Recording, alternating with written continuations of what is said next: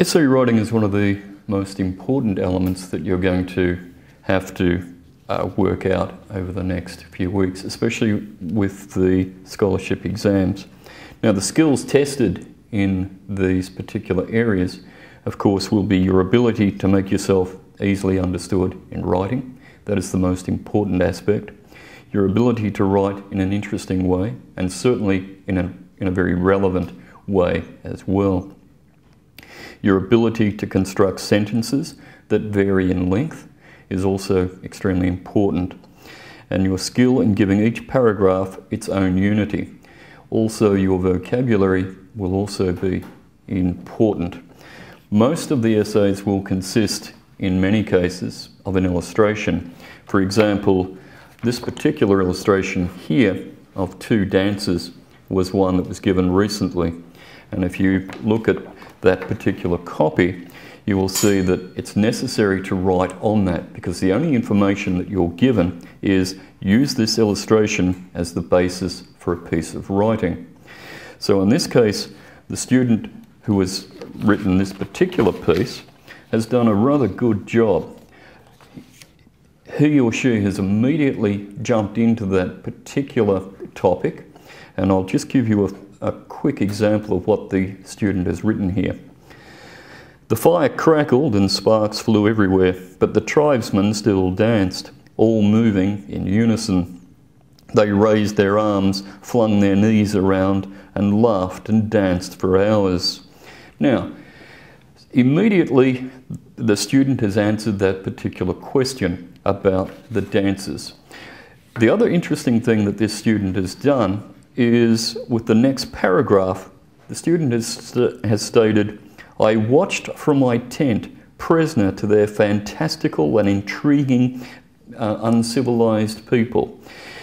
What makes that interesting is that the student has immediately caught the reader's attention, and that's one of the most important things that writing must achieve. If you do not capture the reader's attention, you've immediately lost them. This student, by mentioning that he or she is a prisoner, makes us interested. Why is this particular person a prisoner? Why are these people dancing? And therefore we continue to read on. The student then goes on to explain a number of elements of why they're a prisoner and so forth. So the whole essay has a lovely unity to it, and that unity is important. The other thing that the student has done is vary their sentence structure all the way through. The vocabulary throughout is fairly simple. There is no difficult words there, and that's one of the things. Simplicity is at times the most important thing in writing.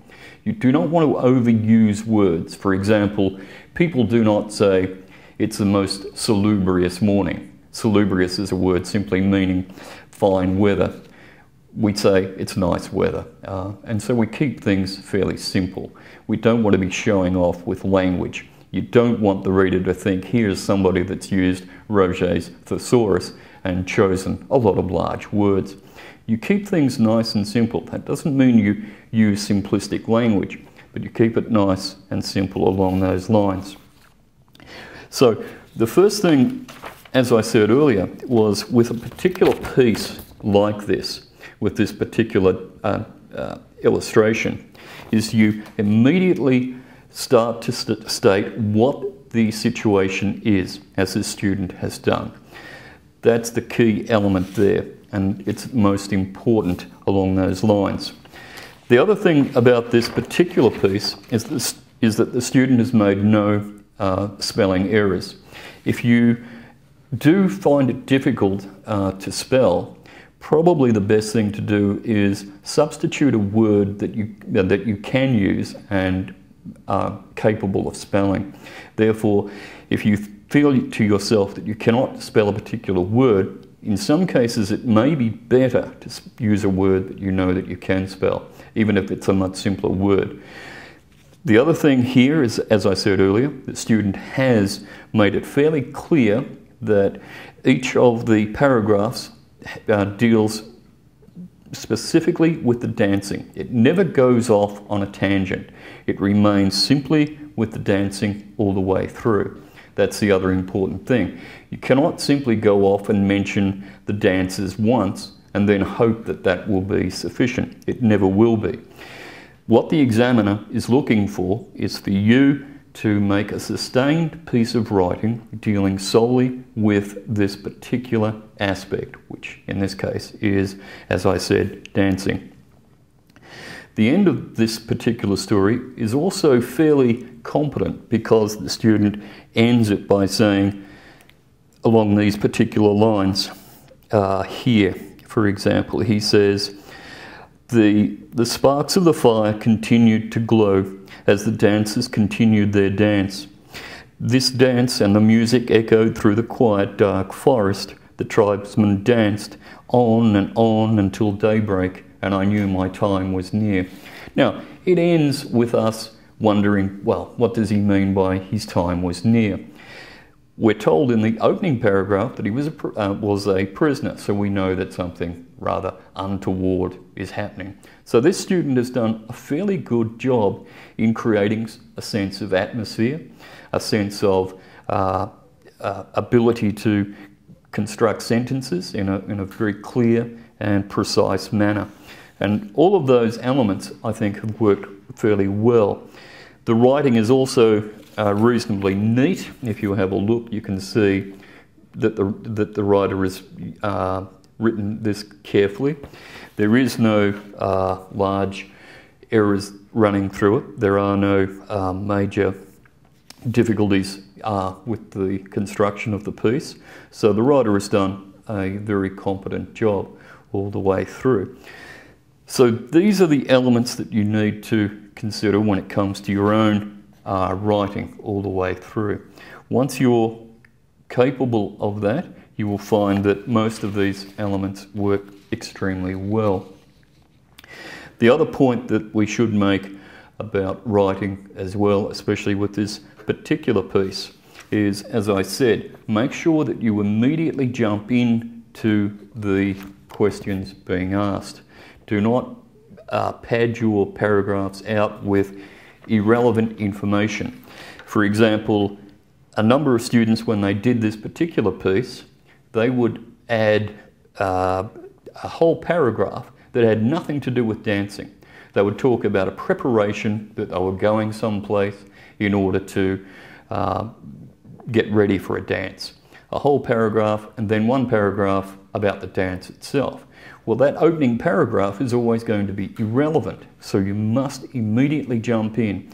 You only have a very short span of time to write a particular piece. In this case, you have 15 minutes to write, and therefore you must immediately dive in, make your points quickly and succinctly. If you do that, you will find that you will be reasonably successful in most of those particular cases.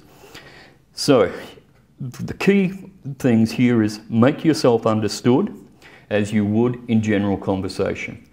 And that's one of the elements there that you need to consider.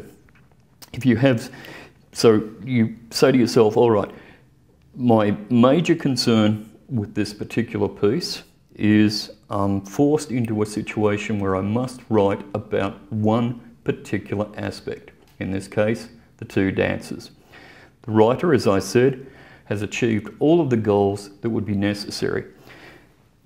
Firstly, he jumps immediately into the essay itself, makes it very clear. The narrative runs smoothly. He has 4 paragraphs. Each of them are linked with sentences. For example, in the second paragraph, it says, "Then it all happened," and then he explains exactly what happened. His linking paragraph is for the feast that is about to take place, and then he describes that feast. So each of those paragraphs is linked in a very succinct way. Even if the student had not finished writing this particular essay, the examiner would look at it and know what the next paragraph would be. And that's where a linking paragraph comes in handy. If you have a linking paragraph and a linking sentence, you will always find that your examiner will be a lot softer in the marking elements. And this student has achieved all of those sort of aspects along those lines. When it comes back to the language itself, vocabulary is one of those elements that you need to actually think about. As I said earlier, you don't want to overdo particular words. You need to keep it fairly simple along those lines. So do not attempt to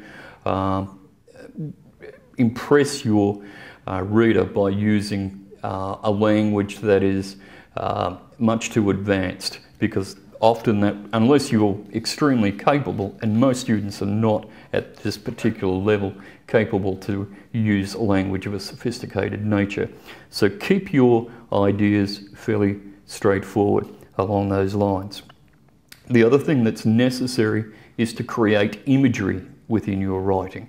So in other words, you would not make a sentence such as, I saw a particular tree. What sort of tree is it? State what the tree is. State whether it's an oak tree or whatever the tree may be. Create that image within the mind. That's what words do. They create images. If you can create images by writing, then you're halfway there to achieving your goal. And that's one of the big mistakes that many students make, is not creating those images, especially when it comes to the creative writing. But you've also got to be careful, and this is one of the other things that you must be careful of.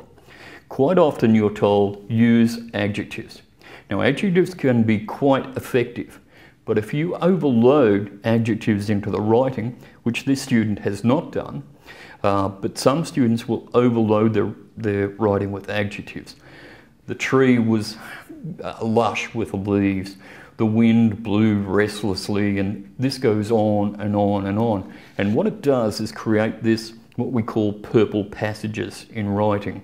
It becomes so sickening. It's like eating too much of your favourite food. After a while, it becomes a bit, distasteful. And that's what happens if you use too many adjectives. So you must be careful. Cut the adjectives down wherever possible, because if you have adjectives hitting a number of nouns, then it becomes a major problem. So keep your the grammar itself fairly simple as well at times, and be very, very careful along those lines. Now, the last thing that I want to say about this particular piece of writing here is that apart from the fact that it is well structured, apart from the fact that it's used an efficient language all the way through, the fact that it's opened up immediately with the topic, and it concludes again with the topic, it explains each, so its opening paragraph, as I said, about the prisoner, immediately captures our attention. He explains in the later body paragraphs why he is a prisoner, and he leaves it open for us, the reader, to decide what the outcome of his fate is. Therefore, that's created immense interest, and that's one of the important things about writing along those lines. So they're the sort of elements that we should be looking for when it comes to your own writing. If you can achieve those basic elements, then you will find that your writing will begin to improve immensely, and that's one of the key elements to good writing. The next piece that we're going to look at is an essay, and that again is somewhat different from the creative piece, and we will have a look at one of those in a moment. But as I said, just recapping on this particular piece, the student has written a successful piece simply by immediately jumping into the topic, immediately capturing the reader's attention, using an effective language, using body paragraphs that are well detailed, that create images within the reader's mind, and concludes leaving the reader to figure exactly what is going on. If one can do that, as I've said, then you have definitely succeeded in your writing. Now, the creative one is perhaps the easiest for some students. Others find it fairly difficult. Let us look now at the essay itself. And now, with this particular piece here, and this is an analytical one that we should look at in the next moment, and then we will go through the analytical writing. But with the creative, as I said, that's been an effective piece, and hopefully those tips will lead you to think about your own writing, consider those elements that I've spoken about, and hopefully you can employ them in your own writing. So until we meet again and speak about the analytical writing, we'll come back to it another time.